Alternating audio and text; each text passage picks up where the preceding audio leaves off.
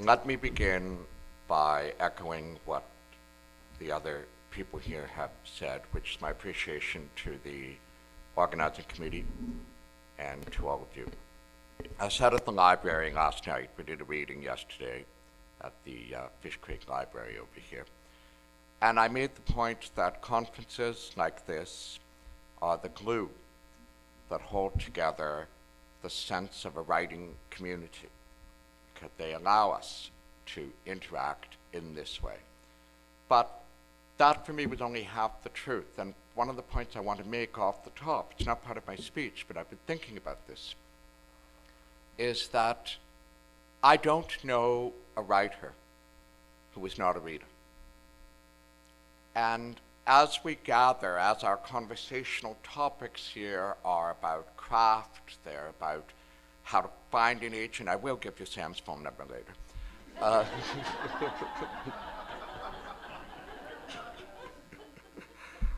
Don't call him after 10:30. But the discussions of how we do what we do and the learning of the craft and the business, it's actually, for me, an overlay on top of that common bedrock we all share. Sam's remarks, well, you started as an agent, you started in the book world because you loved reading books.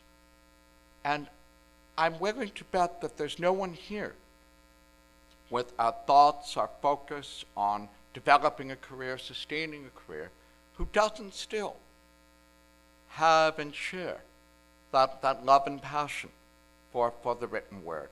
And gatherings like this, for me, the best thing about them is being among other people, large numbers of other people, who share that passion I have and that I know the other 4 people up here also have.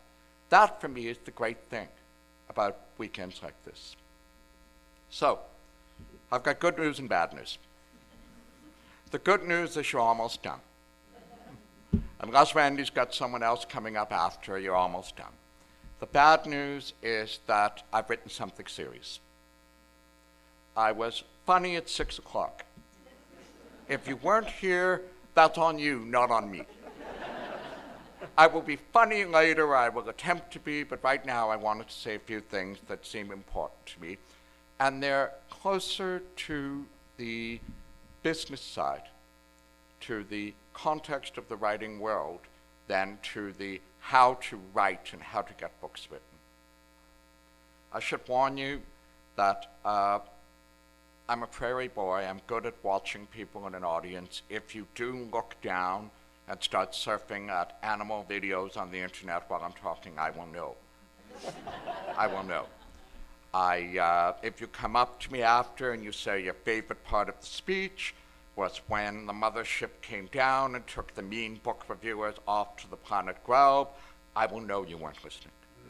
So we're there. Okay. I'm a storyteller, and my sense is that I'm in a room of storytellers. So let me begin that way with a tale to set my theme.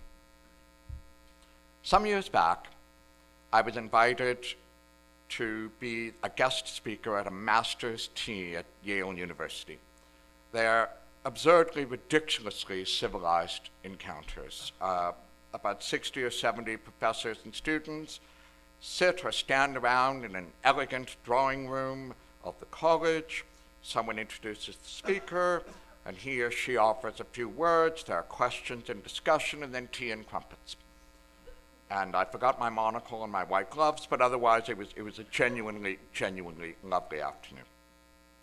Near the end, we'd broken up into smaller groups to drink our tea, and some of us might have been contemplating when it might be all right to go somewhere else for whiskey. I was standing briefly alone when 3 students seized their moment and approached me bright of eye and vivid with purpose.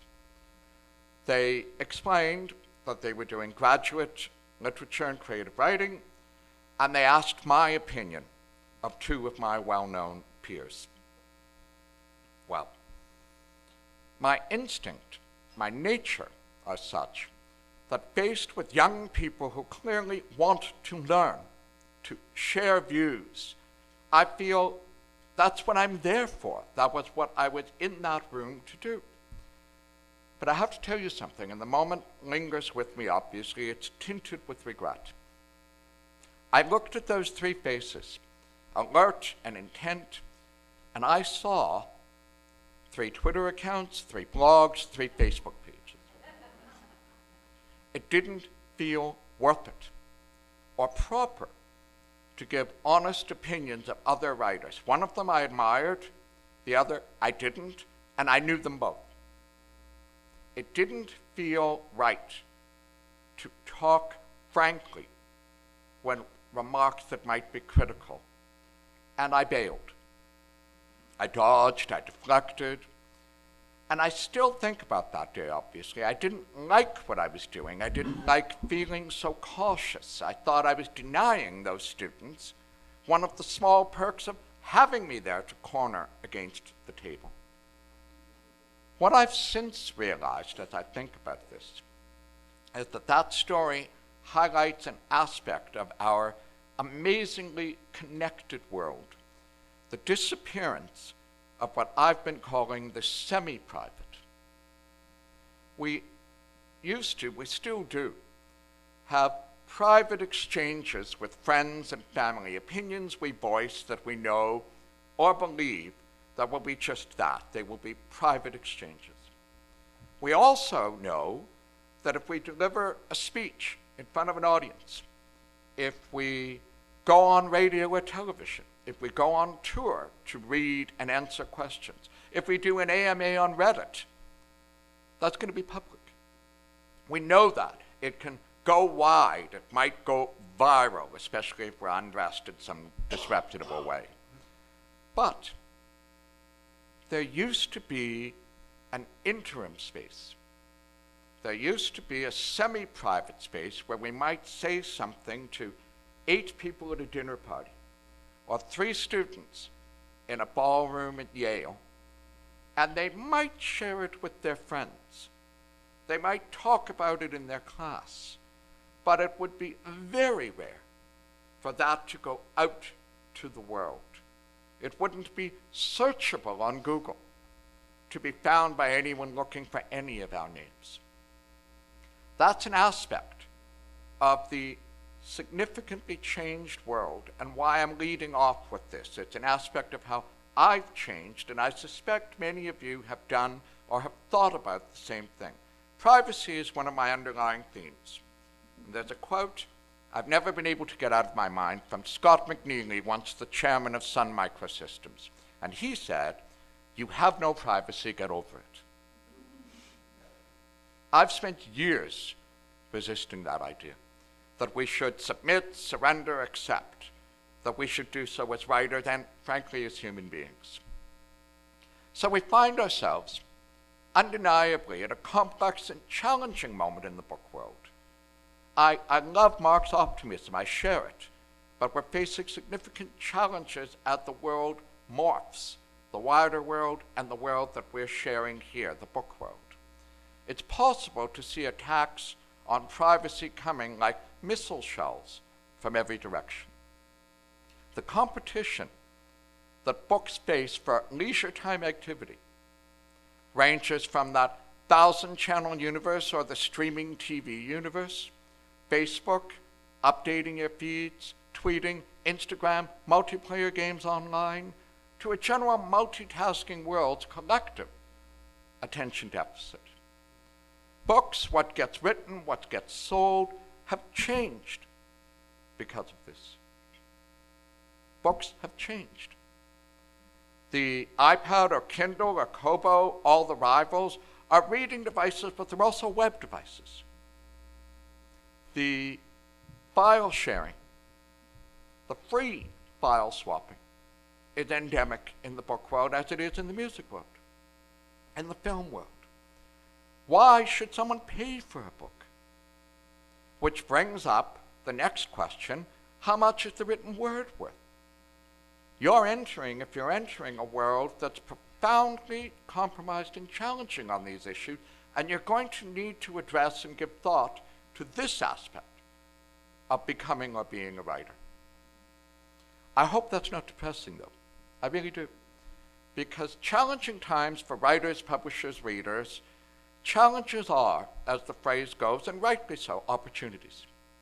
Mary Reynolds, that magnificent writer of historical fiction, once had a character say, "Change is the sum of the universe, and what is of nature ought not to be feared."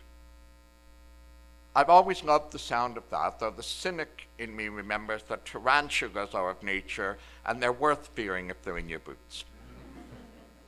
So I want to offer some remarks specific to the condition of being a writer today, and I want to tie these to this connected world that a few of us have talked about.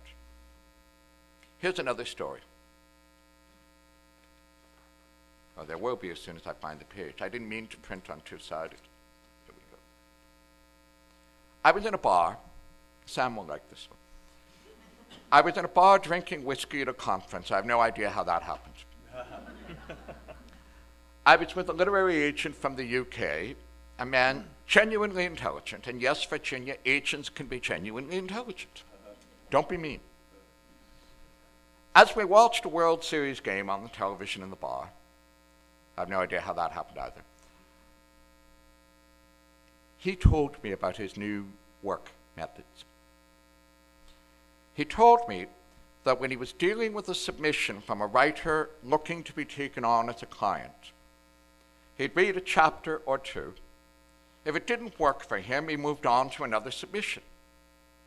If it seemed to show promise, if he thought it worked, he still put the manuscript aside, and he was at his computer and doing a search for the author, possible author client in cyberspace. He stopped reading and he went searching. He looked at Facebook, Twitter, the blogosphere. He searched for a web page. He named a few online sites that back then were a smattering of initials to me. Sadly, I know them now. He looked for that possible writer's presence in comments on other writers' tweets and blogs. Why? I protested. And he said, because if I don't see them strongly present online, I'm less likely to take them on as a client. And he sipped his scotch with ridiculous suaveness. And I made the medieval sign against evil, and I looked for an oak tree to run counterclockwise around. And I said, "Verily, thou canst not be serious." And he said, "Guy, of course I am." He said, "I need to know how much they'll help me sell their books." And I drank from my scotch a lot. So what are we to make of this, other than the absurdity of my looking for oak trees in a bar?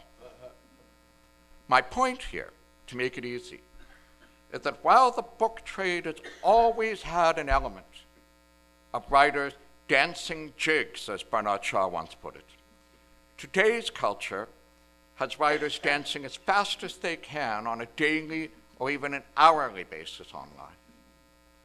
Take this cult of personality society, note a massive cutback in publisher marketing budgets, and you have a literary world where the author, you, us, is expected to be his or her own marketing machine, however well or badly that machine is tuned. This has many implications, but one of them is a revision of the author-reader relationship. The principal effect is an erosion of a certain distance between author and reader and between author and work. We're expected to sell our books on our personality. As that agent suggested to me that night in the bar, as he put it more carefully later, on the personality some of us construct for ourselves. That last resonated with me. A young American writer I know wrote me a few weeks later that she was headed for a lunchtime meeting with her editor to discuss exactly that, the persona that she ought to adopt or create online. She felt, and most young writers offer variants of this to me now, that she had no choice but to be out there, to be, as the phrase goes, part of the conversation. And I'm willing to bet that just about every one of you has thought about aspects of that question, the being out there, the being part of the conversation. So there are consequences to this too. The emergence of an author as a kind of online friend for readers, or readers turned into allies, in some cases with successful authors, into an army to be mobilized when a book comes out, to be sent over to Amazon on instructions to give 5-star reviews. I want to suggest that even with all of these changes, and I'm contrarian here, there's a value to thinking about the work, the book, separately from our sense of the artist, the person who wrote the book. There's an importance to a space between the two things. Here's an example. We know there have been ugly flare-ups in the literary world with readers blasting authors for being late on a promised delivery.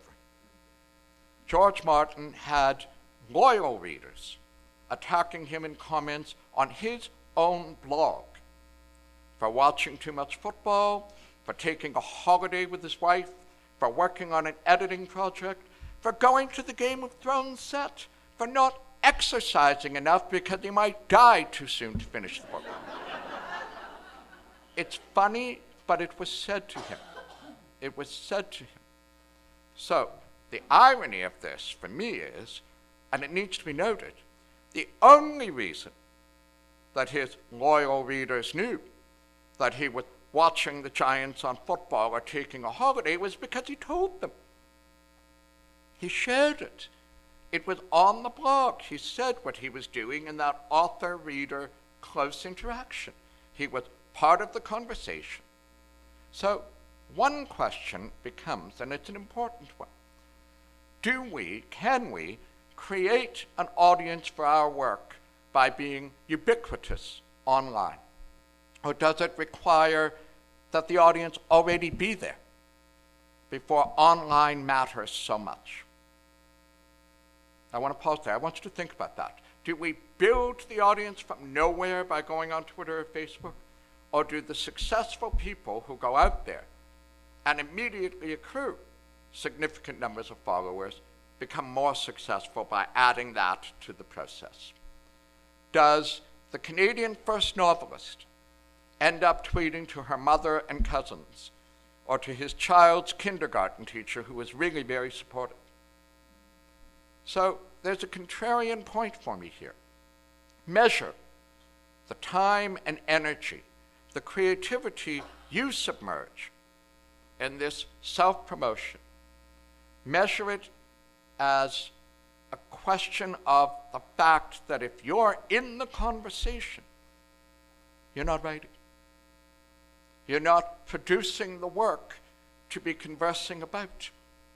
And though some people will argue, some people might be able to have it all and do it all, I'm going to suggest the choices will need to be made by every one of you in this, as in most of life. One thing we need to do is be honest individually with ourselves. It isn't good enough to say, I am working, I'm networking. If you're not producing work, the networking is not leading you in a direction that has something of substance to show to Sam Hyatt at some point. Don't misunderstand me. At a certain level, playing online, being on Facebook or Twitter, interacting with people who've said, I love your book, is both fun and it's effective marketing. Successful authors like Margaret Atwood or Neil Gaiman end up with that army of readers who can be mobilized to be used as an adjunct to building their careers even further. And readers end up with a sense of connection. They feel even empowered. I'm helping this writer I like by going to Goodreads or Amazon and putting good reviews up. And the writers ask them to do that. So there's this empowerment thing. But as a writer, think about time spent, balance, allocation of your own finite resources among all the other things that you have to do. So am I being hypocritical? I have an online presence. There's a website dedicated to my work. When I have a book coming out, I start a tour journal because what I want to do is share with readers how books emerge, what happens to get a book out into the world, art, cover copy, jacket copy, marketing campaign. I try to share that because most people know nothing about these things. And I think people find it interesting. I'm putting the curtain back a little bit. I've done AMAs on Reddit. My publishers have persuaded me onto Facebook and Twitter. I have more fun on Twitter because I spend most of my time talking whiskey and baseball, making limericks and bad puns. Drop in the occasional book review. That agent in the bar had made that point. He said, I was lucky enough to have arrived as a writer before the new demands on emerging writers had happened, and I feel that every day. I want to be really direct about that. What I'm talking about is a burden that may accrue to you as a startup writer is not one that used to be the case. It's something you have to come to terms with, you have to deal with it, and find your own balance there. There is that other truth. I want to leave you with this. The finding of our own balance is completely individual to you. Just as I said earlier, how you write a book is your own method, your own choice of doing it. And the process of finding that balance starts with realizing there is a balance to be found. That there is something you have to engage with on that personal level for yourself. It's sorting out how you feel about it. What's your return on investment? What's the margin of diminishing returns in time spent doing the things that aren't your writing? Maybe you've got a full-time job. Maybe you have a family. There are so many demands upon our time that when we want to write, adding these other demands with respect to how to market your writing if it happens, further brings down the energy and time you've got to do the writing. And I'm suggesting in the end, my takeaway, if you will, along with my appreciation for your patience, sometimes the changes in a society carry a stealth element we may not see till they explode around us. The writing world, at least parts of it, has always tried to stand a little apart from whatever is sweeping the culture at a given time. We comment, we interrogate those changes in the culture. We don't necessarily buy in and embrace them fully. At the very least, I think everyone needs to sort out how they feel about these issues, and that begins with seeing them as issues.